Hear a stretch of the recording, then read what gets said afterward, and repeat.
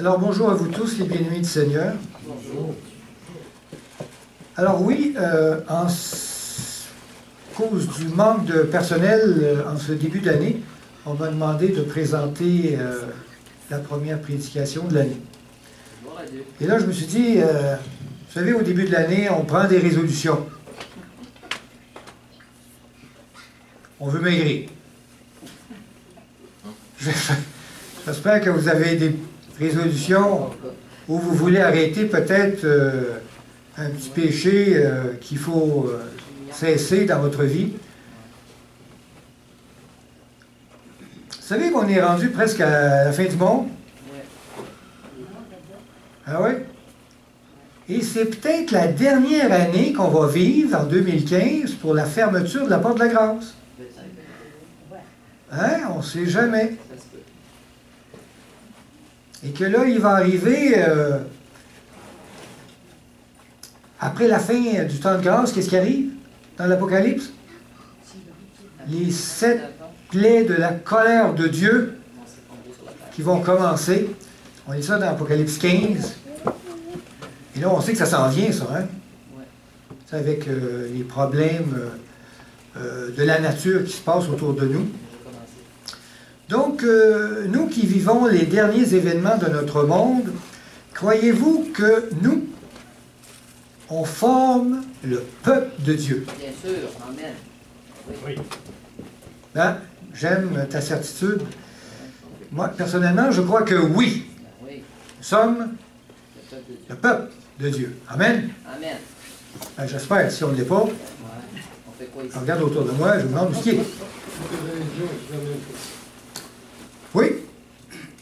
Et j'espère qu'ils sont aussi partie du peuple de Dieu.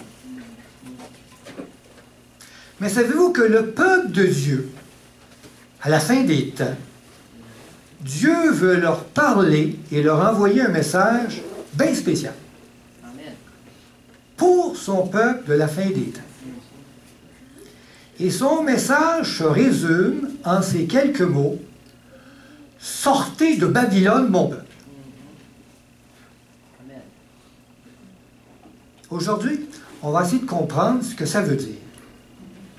Mais pour comprendre, on va lire à quel endroit que Dieu nous lance ce message-là. Et c'est dans le livre de l'Apocalypse, chapitre 18. On va le relire. 18, versets 1 à 4. Après cela, je vis descendre du ciel un autre ange.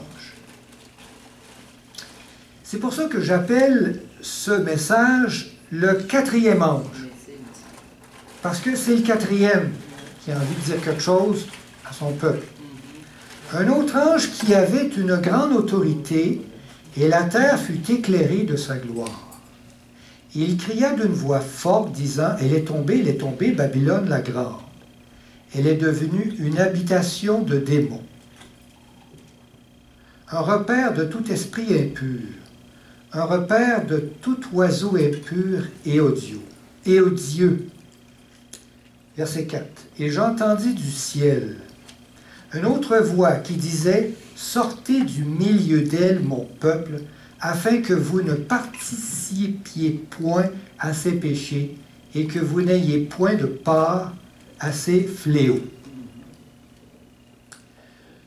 Ce message de chapitre 18 de l'Apocalypse ressemble étrangement à un message qui a déjà été donné au chapitre 14 de l'Apocalypse. On va lire ce message-là au chapitre 14 de l'Apocalypse. On commence, verset 6. Je vis un autre ange qui volait au milieu du ciel. Il envoie les anges, hein? Il avait un évangile éternel pour l'annoncer aux habitants de la terre, à toute nation, toute tribu, toute langue et tout peuple. Verset 7. Il disait d'une voix forte, craignez Dieu et donnez-lui gloire, car l'heure de son jugement est venue. Et adorez celui qui a fait le ciel, la terre, la mer et les sources d'eau. Verset 8. Et un second ange suivit, en disant, elle est tombée, Babylone la grande, qui a abreuvé, je vous le mets ici au tableau, qui a abreuvé toutes les nations du vin de la fureur de sa débauche. Verset 9. Et un troisième ange, les suivit en disant d'une voix forte, si quelqu'un adore la bête et son image et reçoive une marque sur son front ou sur sa main, il boira, lui aussi, du vin de la fureur de Dieu, mais versé sans mélange dans la coupe de sa colère. C'est vrai que ça y ressemble un petit peu, hein? Donc, ce quatrième ange de l'Apocalypse 18 a l'air à redire le même message que le deuxième et troisième ange du livre d'Apocalypse 14. Mais c'est marqué avec force. Et il crie. Il semble qu'il a envie de dire quelque chose. Il a envie de réveiller. Hein? Il a envie de réveiller. Il crie d'une voix forte. Il dit quoi en résumé? Sortez de Babylone, mon peuple, car vous baignez dans son iniquité. Aujourd'hui, prenons le temps d'analyser ce message particulier, le message des trois anges d'Apocalypse 14. L'autre, il dit la même chose, le quatrième. Que représentent ces anges? Hein, Dieu a envoyé un ange, envoyé un ange, envoyé un ange. Ces anges représentent des porteurs des révélations célestes. On est tous d'accord. Ces anges représentent des messagers envoyés de Dieu. On est tous d'accord. Ces anges peuvent représenter des êtres humains investis d'un message spécial qui vient de Dieu.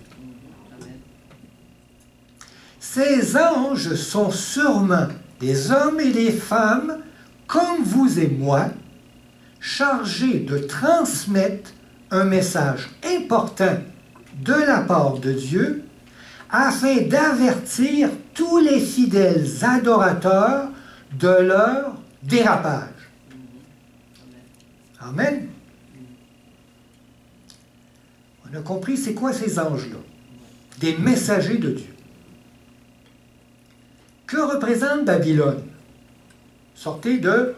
Confusion. Confusion, c'est bien. Babylone, quand on lit dans l'Apocalypse 17-18, c'est dit, c'est la femme qui est assise sur la bête écarlate au nom de blasphème. Donc une femme, vous savez, ça représente dans l'Apocalypse un système religieux. Donc c'est un système de pensée religieuse pervertie qui nous déroute de la vérité présente aujourd'hui. Babylone représente cette gamme d'idées religieuses de toute confession, des vérités communes acceptées par tout le monde, mais qui nous éloignent de la vérité de l'Évangile éternel. Il commence comme ça, l'ange, il veut proclamer l'Évangile éternel. Babylone, c'est donc une confusion. Une confusion dans les vérités fondamentales de l'Évangile. Amen? Amen. C'est quoi l'ange? C'est quoi Babylone? Le peuple de Dieu ici, sortez de Babylone, mon peuple, ben, ce sont sûrement ceux qui vivent au temps de la fin. On est d'accord? Oui. C'est sûrement ceux qui attendent le retour de Jésus. Ce sont sûrement ceux qui entendent la voix de Dieu et le suivent. Ce sont ceux qui ont la persévérance des saints. Ceux qui gardent les commandements de Dieu. Et ceux qui ont la foi de Jésus. On lit ça dans Apocalypse 14, 12. Ce sont ceux, entre autres, qui sont membres de l'Église adventiste du 7e jour, je l'espère. Minimum. Est-ce que vous faites partie de ce peuple de Dieu? Ben oui. Amen. Plus d'amen. Amen. Amen. Amen. Ils sont pas sûrs. C'est minimum. Alors Dieu a un message pour vous. Amen, bien sûr. Et ce message, c'est « Sortez de Babylone, mon peuple ». En d'autres mots, sortez de la confusion d'enseignements trompeurs qu'il y a dans mon peuple.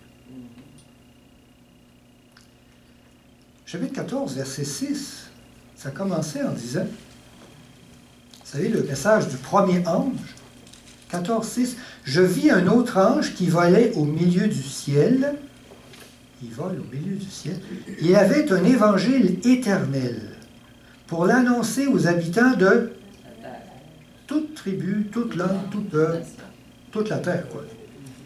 Amen. Cet ange a un message pour toute nation. Et il dit que ce message, c'est l'Évangile éternel. Vous savez, un évangile éternel, là, même quand on va être au ciel, elle va être encore là, l'évangile. Ça n'a pas de fin, ça, l'éternité. Et ça a commencé, ça fait longtemps. Et c'est toujours la même. Jésus-Christ crucifié. Amen. Mais cet ange, on dirait, dans le texte, n'est pas parvenu à toucher toute la terre. Alors Dieu, il voit ça, qu'est-ce qu'il fait? Il en envoie un autre. Il faut l'aider. Tout seul, il n'y arrive pas. Pour y venir en aide, avec plus de force. Et lui, il ne relance pas l'Évangile, il dit quoi? Hey, elle est tombée, Babylone la Grande. Ce deuxième message, on dirait qu'il est spécifiquement ciblé pour son peuple. Contrairement au premier qui est... Mais ici, il y a un problème. C'est que son propre peuple ne comprend pas bien le message. Alors Dieu, il dit, ça ne marche pas, on va y en envoyer un troisième. On est à trois. Pour leur venir en un coup de main et leur donner plus de force encore. Et lui, il dit, sors de Babylone, car vous allez périr avec elle. C'est le message le plus dramatique, d'ailleurs, qu'il y a dans la Bible. C'est vraiment ce message du troisième.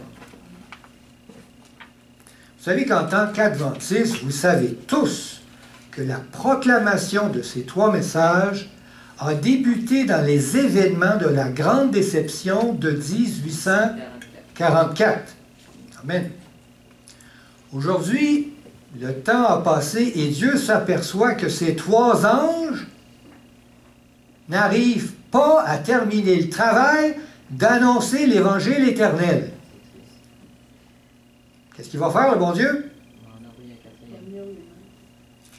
Je suis sûr que ces trois anges ont fait un très bon travail. Mais à voir le monde actuel, on constate que ce travail-là n'est pas assez puissant. Ça fait plus de 170 ans que ce message a été annoncé. Et encore beaucoup de gens aujourd'hui ne connaissent même pas l'Évangile en Jésus-Christ. Dieu nous a investis de proclamer ce message, et ici même au Québec, les gens ne savent même pas c'est quoi ça, l'Église adventiste du 7e jour. Après tout le travail qui a été fait, notre résultat est pitoyable.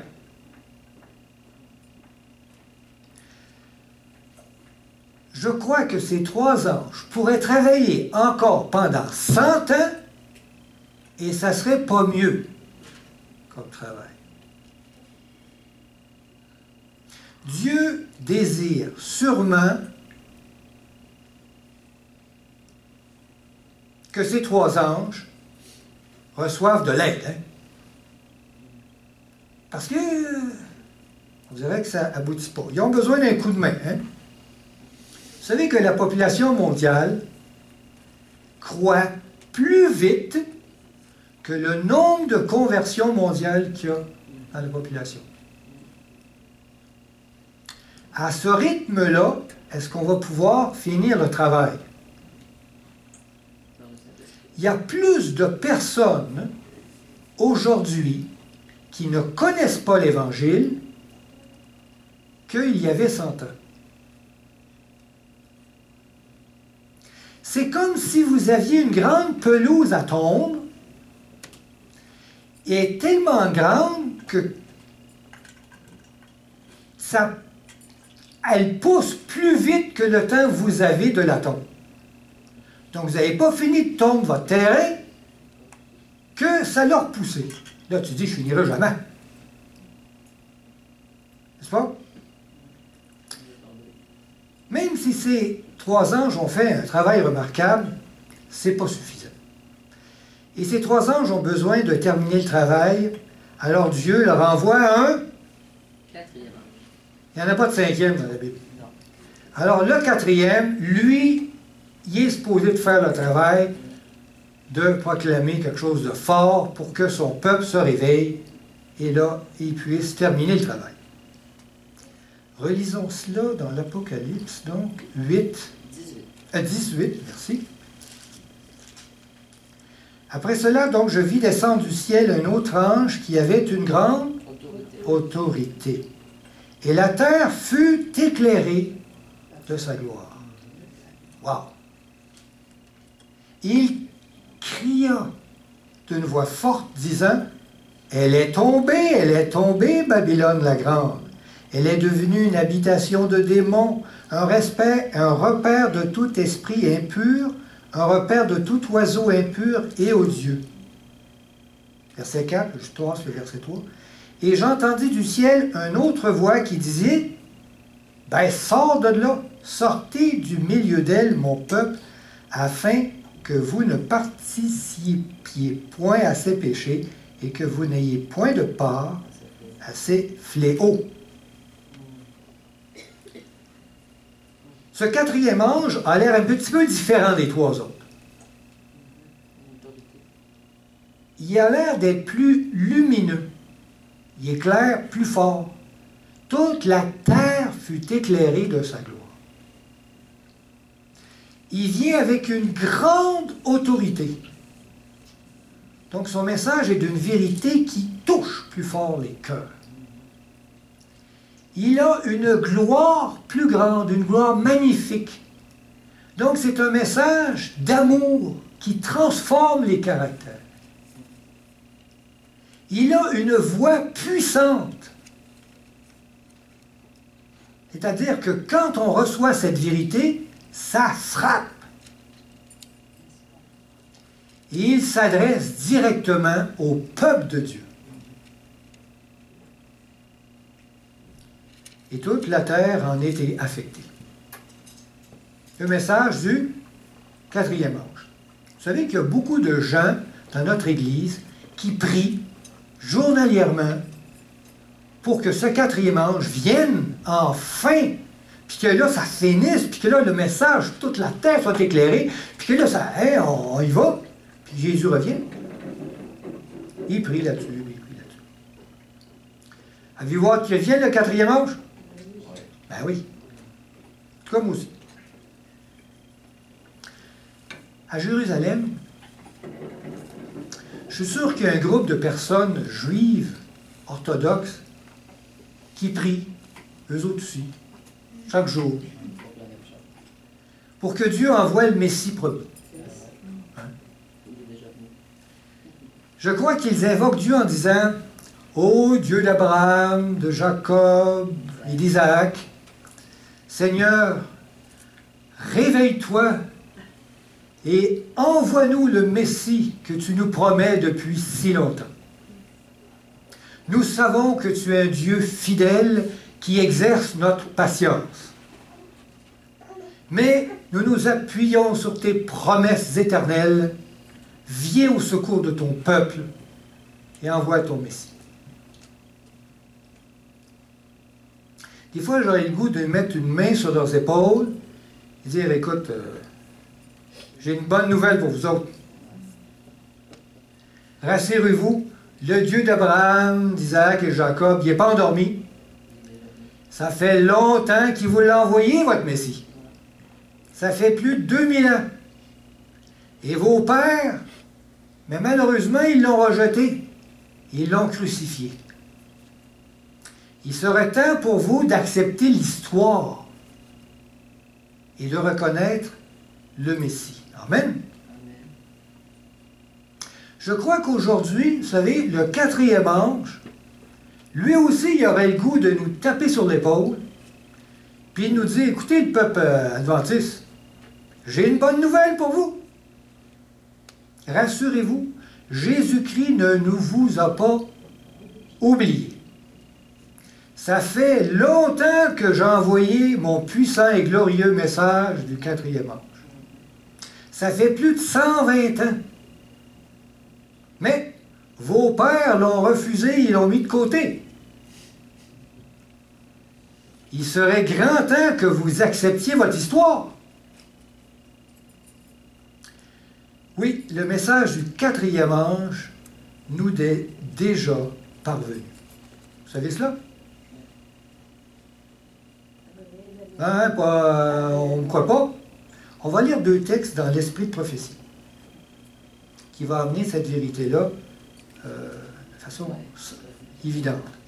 On lit dans Message choisi, volume 1, page 425. Le temps de l'épreuve, il dit, le temps de l'épreuve suprême est imminent.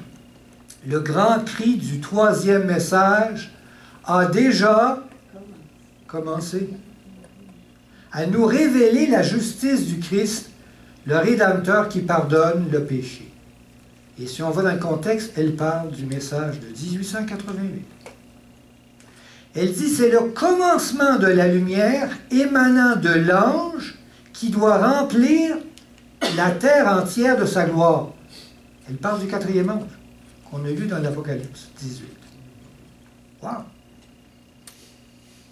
On lit aussi dans un autre livre, dans Testimony to Minister, page 93, lettre 57, écrit en 1895, elle dit, Dieu a donné à ses serviteurs, elle parle de John et Waggoner, quand on regarde le contexte, un témoignage qui présentait la vérité telle qu'elle est en Jésus-Christ, c'est-à-dire le message du 3e ange en traits clairs et distincts. Donc elle dit que ces 2 messagers, Jones et Waggoner, leur message donnait en traits clairs et distincts les traits de Jésus-Christ, c'est-à-dire le message des 3 anges. Wow. Ce que Hélène nomme le grand cri du 3e message, c'est le message de l'Apocalypse, message du 4e ange, Apocalypse 18. Elle dit que ce message a déjà commencé et qu'il a été donné depuis que Jones et Waggoner ont apporté leur message provenant de Dieu. Le message du 4e ange, donc, a déjà commencé. Mais revenons à ce groupe de personnes juives orthodoxes, là, à Jérusalem. Je pense que la chose la plus sage que ce groupe pourrait faire, c'est d'étudier leur propre histoire pour comprendre ce qui s'est passé au 1er siècle. Ils devraient accepter donc les vérités révélées par Dieu à travers Jésus-Christ. Et ainsi, je suis sûr qu'une lumière éblouissante les ranimerait d'un zèle sans borne. Sûrement.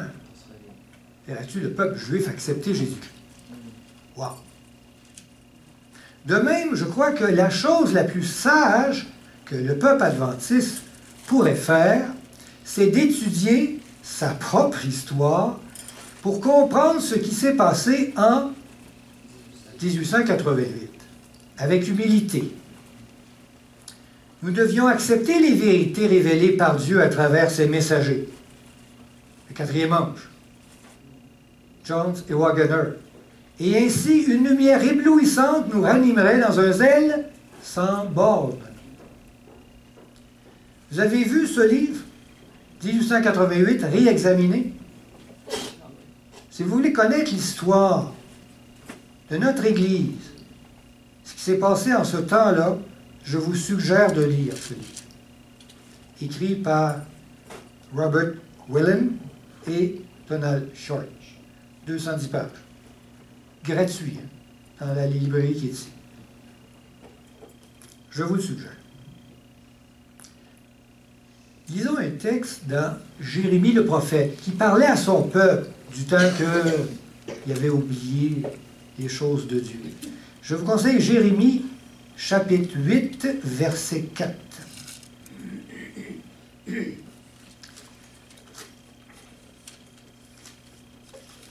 Donc, chapitre 8, verset 4, Jérémie dit, je vous l'affiche en français courant.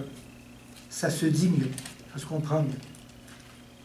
C'est dit, donc Dieu parle à Jérémie et Dieu dit, dis-leur, voici ce que déclare le Seigneur. Quand on fait une chute, ne se relève-t-on pas?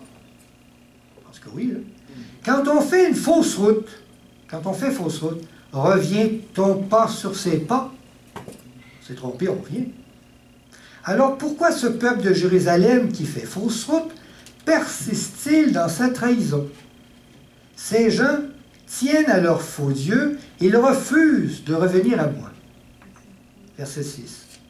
J'ai bien écouté ce qu'ils disent, et ça ne tient pas debout.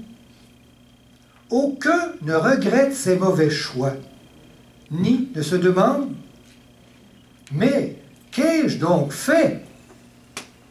On ne se pose même pas la question. Ça. On se pense tellement correct.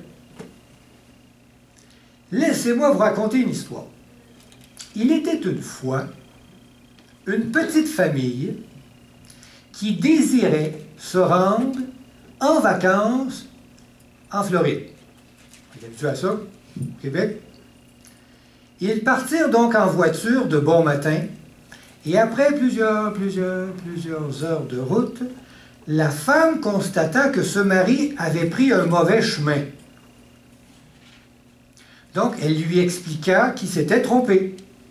Mais celui-ci, plein d'orgueil, affirma qu'il savait très bien où ce qui s'en allait et qu'il était sur un chemin sûr. Le père, ne voulant pas admettre son erreur, se dirigea en pleine nuit sur une route peu recommandable, sans y trouver d'hôtel pour passer la nuit. Plus le père s'obstinait à ne pas reconnaître ses torts, plus la famille risquait de se retrouver dans un endroit très dangereux. À cause de l'orgueil obstiné du père, toute la famille était en péril. Seriez-vous rassuré de rouler dans la voiture avec cette famille?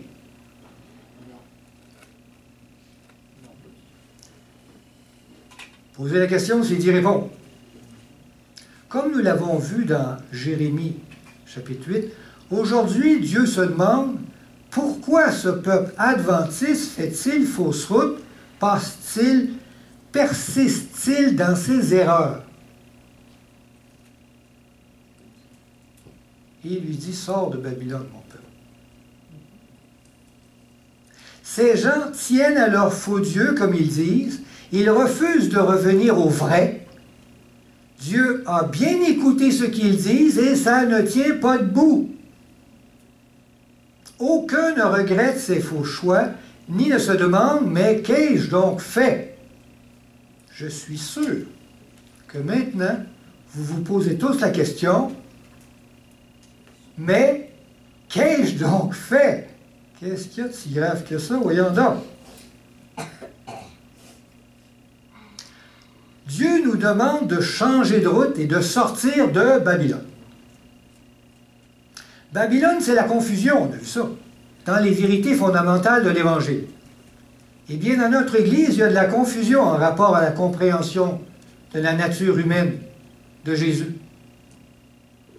Dans notre Église, il y a de la confusion dans la part de l'homme à l'obtention du salut. Il y a de la confusion dans la perfection que Dieu demande à l'homme. Il y a de la confusion dans l'étendue du salut à toute l'humanité. Il y a de la confusion dans la compréhension de l'ancienne et la nouvelle alliance. Il y a de la confusion dans la portée de la purification du sanctuaire céleste. Il y a de la confusion dans l'idée d'une repentance corporative. Il y a de la confusion à savoir qui est l'Église de Dieu. Il y a de la confusion dans le fondement même de la justification par la foi. Dieu nous demande de sortir de cette confusion qui est Babylone. Car Babylone représente cet amalgame d'idées religieuses communes, acceptées de tous, mais qui nous éloignent de la vérité de l'Évangile éternel, qui, elle seule, peut nous transformer à l'image de Jésus et finir le travail sur toute la planète. Amen. Amen. De toute cette confusion, concentrons-nous rien sur un seul, la confusion qu'il y a en rapport au concept de la justification par la foi. Parlons-en rien que là. Vous savez, dans ces confusions, il y a un autre livre en arrière sur toutes les confusions qu'on peut retrouver. Il y en a, je ne les ai pas comptées, mais il y en a une bonne centaine, dans le livre intitulé « 3 points de vue sur la justification par la foi » de Willen. Gratuit. Savez-vous que... Non, je dirais même, vous savez que la réalité du salut a été concrétisée par Jésus-Christ à la croix. Vous savez ça. C'est écrit, car maintenant vous êtes affranchis du péché et devenus esclaves de Dieu. Vous êtes affranchis. On lit ça dans Romains 6, 22. Mais nous enseignons encore que la réalité du salut sera concrétisée quand nous serons au ciel. Il y a de la confusion à ce sujet. Vous savez que le sacrifice de Jésus à la croix a permis à Dieu de nous libérer de la condamnation du péché. Et de ce fait, toute l'humanité a été pardonnée en Jésus-Christ. Par un seul acte de justice.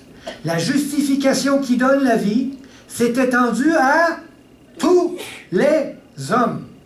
Romains 5, 18. Mais nous enseignons encore que c'est au moment de notre repentance, de notre confession, et après avoir bien accepté Jésus-Christ, passé dans le baptême, que Christ pardonne nos péchés. Il y a de la confusion à ce sujet. Vous savez que le royaume de Dieu est venu vers vous. Et que notre expérience de notre nouvelle naissance démontre que nous acceptons de vivre dans ce royaume que Dieu a fait venir ici, avec nous. Matthieu 12, 28, il dit, « Le royaume de Dieu est donc venu vers vous. » Mais nous enseignons encore que le royaume de Dieu est à venir. Et que c'est l'expérience de notre nouvelle naissance qui doit être vécue avant d'entrer dedans. Il y a de la confusion à ce sujet. Vous savez que nous avons un Dieu tout-puissant, capable de nous donner la victoire sur chaque tentation, sur chaque faiblesse, sur chaque pensée mauvaise. Et il nous promet de nous purifier à son image. Vous savez cela. Jusqu'à ce que nous soyons tous parvenus à l'état d'homme fait, à la mesure de la stature parfaite de Christ. Éphésiens 4, 13. Mais nous enseignons encore que nous sommes nés dans une nature pécheresse, dégénérée, qui nous fait trébucher constamment dans le péché, et que la victoire sur nos faiblesses ne sera atteinte que lors du retour de Jésus. Il y a de la confusion à ce sujet dans notre Église. Vous savez que la foi est basée sur la parole de Dieu. Et que la foi, c'est d'être convaincu que ce que Dieu dit, il le réalise. Amen. Ainsi, la foi vient de ce qu'on entend. Et ce qu'on entend vient de la parole de Christ. Romains 10, 17. Mais nous enseignons encore que la foi, c'est d'être convaincu qu'on va le demander à Dieu, il va le faire. Il y a de la confusion là-dessus. Vous savez que la foi réside dans l'amour et l'appréciation de ce que Jésus a donné sa vie pour chacun de nous. Amen. Éphésiens 2,4 dit « Mais Dieu, qui est riche en miséricorde, à cause du grand amour dont il nous a aimés, nous a rendus à la vie avec Christ. » Mais nous enseignons encore que la foi, c'est de croire en Dieu. Jacques dit, tu crois qu'il y a un seul Dieu, tu fais bien. Les démons le croient aussi, ils tremblent. Il y a de la confusion, à savoir même la définition de la foi dans notre Église. Vous savez que le salaire du péché, c'est la deuxième mort. Vous le savez. Celui qui vaincra n'aura pas à subir la seconde mort. Mais nous enseignons encore que le salaire du péché, c'est la mort physique. Jésus a dit, ne craignez pas ceux qui tuent le corps, c'est pas grave. Mais craignez ceux qui tuent le corps et l'âme. Ça, c'est grave. Il y a encore de la confusion là-dessus. Il y a encore beaucoup de confusion dans notre enseignement que je pourrais soulever. Je pourrais toutes les lire, il y en a beaucoup là.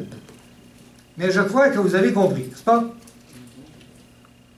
Qu'il faut sortir de cette confusion malsaine qui nous empêche d'avoir une puissance à notre message de l'Évangile, qui serait capable de tout toucher le cœur des hommes. Le message de la vérité présente, depuis 1888, que Dieu envoya à nos frères Jones et Waggoner, était destiné à nous faire sortir de cette confusion. C'est cela le message du 4e ange d'Apocalypse 18, selon Hélène. C'est le message des 3 anges, mais à son meilleur. Enfin compris l'Évangile éternel. Dynamique de l'Évangile éternel de Jack Sequeira. Je vous le conseille, excellent ouvrage, et il va vous soulever toutes les problématiques et les belles vérités qu'il y a dans l'Évangile. 154 pages, gratuit ici à côté. Relisons Apocalypse 18.1, on va terminer. Apocalypse 18.1. Le message du 4e ange. Après cela, je vis descendre du ciel un autre ange qui avait une grande autorité. Et la terre fut éclairée de sa gloire. Amen. Ce 4e ange représente un messager apportant un message d'une grande force spirituelle. Ce message est si puissant que toute la terre est éclairée du soleil, non, d'une gloire. La gloire de qui? De Jésus.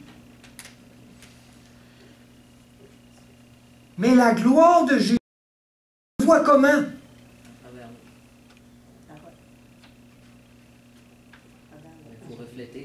À travers son peuple, dans l'expression même d'un caractère aimant, un caractère qui donne sa vie, un caractère qui est à l'image de Jésus. La gloire de Dieu est venue quand Jésus est venu sur terre. Ça a-tu ébloui le monde? Mais certains en avaient les yeux qui guérissaient, n'est-ce pas? De voir cet amour à l'œuvre. Ce message est si puissant qu'il purifie les cœurs, change les caractères. Et c'est dans les caractères purs que la gloire de Dieu est éclatée. Car la gloire de Dieu se voit dans son caractère d'amour. Qu'est-ce que vous en pensez? Il y a un texte là-dessus dans 2 Corinthiens 3, 18. C'est le dernier texte. Donc, 2 Corinthiens 3, 18. Nous tous qui, le visage découvert, contemplons comme dans un miroir la gloire du Seigneur. On voit la gloire du Seigneur comment? En connaissant son caractère. Nous sommes transformés de même image, de gloire en gloire, comme par le Seigneur, l'Esprit.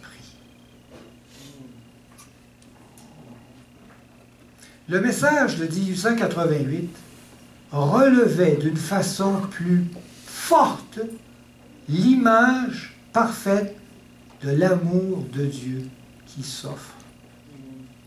Et plus cette image est pure, plus nos yeux en sont éblouis. Si vous contemplez la gloire de Jésus-Christ à travers ce message de vérité que Dieu nous envoya pour aujourd'hui, alors vous serez transformés en la même image, gloire en gloire, comme par le Seigneur, par l'Esprit. En cette nouvelle année 2015, je prie que toute la terre connaisse ce puissant message de 1888 que Dieu donna à son peuple pour le temps de la fin à travers Jones et Waggoner, nos frères, afin de nous sortir de cette confusion malsaine. Je me joins personnellement au cri du 4e ange. Et je crie, sortez de Babylone, mon peuple. Amen. Amen. C'est ma prière pour aujourd'hui. Amen. Que Dieu vous bénisse.